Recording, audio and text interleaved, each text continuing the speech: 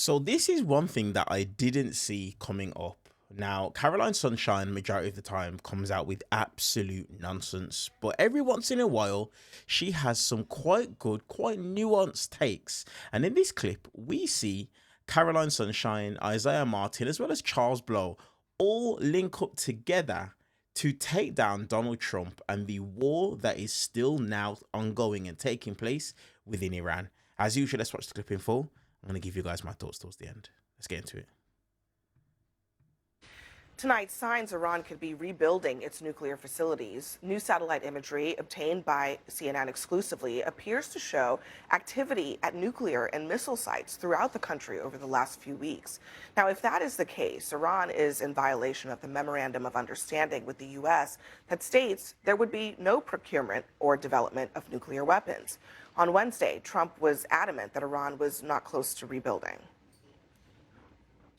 I was there for one reason, that Iran cannot have a nuclear weapon. I call it, we denuclearize Iran, and that's happened. They will never have a nuclear weapon. This all comes as diplomats in the Middle East are scrambling to revive talks between the U.S. and Iran. Earlier, Trump posted that he's agreed to continue those talks, but he made clear to Iran that the ceasefire was over. And a senior U.S. official tells CNN that if Iran doesn't safely open the Strait of Hormuz, then the two sides will never move on to negotiations on a nuclear weapon, which might be fine with Iran, because it seems that they've been, despite the MOU saying that they would maintain the nuclear status quo, they would not pursue nuclear weapons, they've been pretty busy around these sites, including at least one site that was never bombed in the first place. There were vehicles seen going in and out of tunnels at Pickaxe Mountain. So Joe, I mean, we've been asking this question for months now. How do we know that Iran's nuclear ambitions or capabilities have really been curtailed? And this reporting suggests that maybe they haven't been curtailed as much as the administration wants to say that they are. When someone tells you who you are, I'd say believe them. Right now you have IRGC members actively saying that they will continue developing nuclear weapons. What we do know is that the satellite imagery doesn't show them doing any work at Isfahan, Natanz, and Fordo, which are the enriching sites. So we know that's probably not happening. Still, this is a violation of the MOU in addition to the strikes on the Qatari LNG tankers and a number of other vessels. I think the president is right to follow through on the promise he essentially made. If the MOU goes sideways, he's going to start bombing.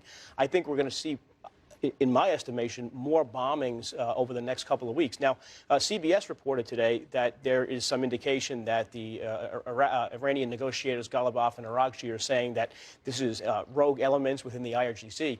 But it just underscores how loose the Iranians are and how loose control they have over their country. And we can't even be sure who we're negotiating with. So, unfortunately, I think the solution short term is to continue the bombing run until we get compliance. Well, you know, what I think is even more asinine is the fact that you call that the reality, but inside of the text of the MOU, they immediately unfroze Iranian assets. It's been reported that that number is $12 billion. So before any of this, before there was any type of guarantee on nuclear, Trump went and made the negotiation in the agreement to give them $12 billion.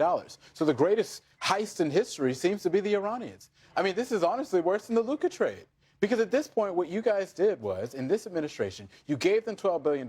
Now they're rebuilding their nuclear facilities. Now we know that the regime is still in place. They still control the Strait of Hormuz. We have all of that happening right now. We don't know they're rebuilding nuclear facilities. The satellite imagery shows they could be fortifying, they could be tunneling, they could be doing a number of things. We don't know that. All I'm telling you is we don't know that. Over there, right? They're not doing anything, 70 vessels transitioned the Strait of Hormuz over the last 48 hours. Is that less than before the war? Obviously. Is that more than in the previous weeks combined? Yes, it is. So the U.S. is establishing control. You have coming out of the NATO summit. You have the UK. You have France. Let me make one point on that because I think this is really important, Joe. The Strait of Hormuz right now, one of the reasons that we're back to hostilities is because Iran's been attacking ships in the Strait of Hormuz. But we also are learning, according to the Wall Street Journal, that in this time that we've been under this MOU, what Iran has been doing is prioritizing their ships. Right. They're rushing their own ships through the snarled Strait of Hormuz, rushing their oil, their agricultural products, their ore, and the other ships that are international commerce are going extremely slowly. It's a trickle. That's why we're going And one of the reasons that this is important is because we also immediately unsanctioned Iranian oil. So they know, they knew time was of the essence, and they apparently have been taking advantage of it to maximize profit in this time period. Again, it really begs the question, why was there so much trust placed in this document that didn't even begin to address the nuclear issue? Part of the reason was the braggadocio of Donald Trump himself. The American people have this problem. We can't trust anything the Iranians say. We also can't trust anything that the president says. Yeah. He's all over the place. Either he's getting played completely, he has no idea what he's doing, he has no strategy, he's overselling on every point, so that now he has to backtrack on every point.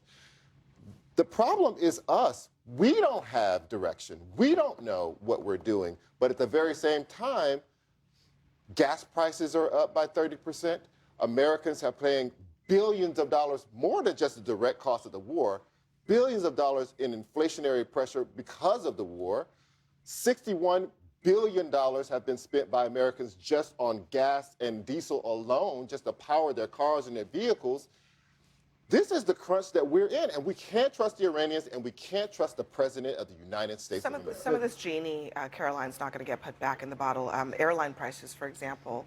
The airlines are basically saying this is what the prices are now. Yeah. The jet fuel prices might come down, but the ticket you pay, it's going to be as high as it is now. Yeah, so the fundamental miscalculation of this war was that the Strait of Hormuz was somehow going to remain open. I mean, at the beginning of this war, the American people were sold the lie that the regime was really close to falling. We were just going to drop some bombs, and the people of Iran were going to rise up and take control of their destiny. And as we saw with the funeral of the Ayatollah this past week, there were 12 million Iranians who showed up. That has not happened. And in regards to the rebuilding of the facilities, you know, the White House told us a little over a year ago that Iran's nuclear program had been completely obliterated, and anybody that said otherwise was fake news. And that is still on. This is the topic Caroline and I agree on all the time. I love it when we get on this topic because we don't fight on this. Keep going. But I would say that's true because I think there's been a bipartisan rally around the flag effect against this war, not for it. You know, you have people across the aisle saying this is not benefiting America's national interests. That's right. So, there we go. I solved the world's problems on a Friday night. Bipartisanship. Let's get that. That's a win. I don't know. Joe, you're on your own. I mean, look, Joe, where does this go? Because, I mean, I keep hearing from you and my other friends who are still supportive of the president on this war that we just keep bombing them. But I'm not sure that's going to fly with the American public. So far, bombing them has only had negative impacts on Americans day to day, the cost of their everyday lives. And I'm not sure that Trump can really sell that to the American people. The cost is real on Americans, but it's also real to say that the ability of Iran to protect itself from American missiles, bombs, and aircraft is completely diminished. I mean, you saw the U.S. Operating over the last 48 hours unrestrained, able to bomb any site they want in Iran. That is certainly a different situation than we had previous to the war. Now, what happens with the nuclear material? We've always been able to bomb Iran. But I have always That's said, always been. The conversation around this very table before the war started was how many American lives were going to be lost by Iran's defenses, how they have Russian radar systems, Chinese missiles. All this stuff was supposed to be stop it. It's not happening. Even you would concede that the area that we're creeping into now with the bombing of bridges, civilian infrastructure is not where we want to go. Because that punishes the Iranian people. One second, they punish the Iranian people, not the military. You get very close to kind of the war crimes territory when you start going after civilian infrastructure. And that is what analysts say that the president is signaling now when he says that he's going to now start to bomb bridges and civilian infrastructure. That is not what the American people want. That is not. We started this war saying we were trying to liberate the Iranian people. Now we're going to end up punishing them by making their lives harder. We're going to leave it there. Have been perpetrated by the IRGC. We're going to leave it there. Hamas, murdering of civilians. The president is blocking. So it's rare that you see something like that, but I genuinely do believe, and let me know in the comment section if I got this right or if I've got this wrong. as someone who doesn't live in the United States, I just believe that the war in Iran is something that unifies a lot of people. It's quite bipartisan, especially because of the fact that it seems, according to what Marco Rubio said and other reporting, that Israel were the ones who convinced Donald Trump that this was going to be a good idea. So the fact that it is that you literally saw on this topic, Charles Blow himself said he loves this topic because him and Caroline don't fight on it. You saw Isaiah and Caroline give each other a high five on it, simply because of the fact that, like I said, it's something that brings Americans together. But I'm just really interested and intrigued to see what is actually going to happen and take place, because the reality when it comes to this war in Iran is Donald Trump is lying, has been lying, and he continues to lie to the American people, but not just the American people, but to the rest of the world as well. He is being tricked, and I just feel that he's finding himself between a rock and a hard place, and there is no get out for him here. There's no get out. There's almost like no get out clause that he can repair this situation.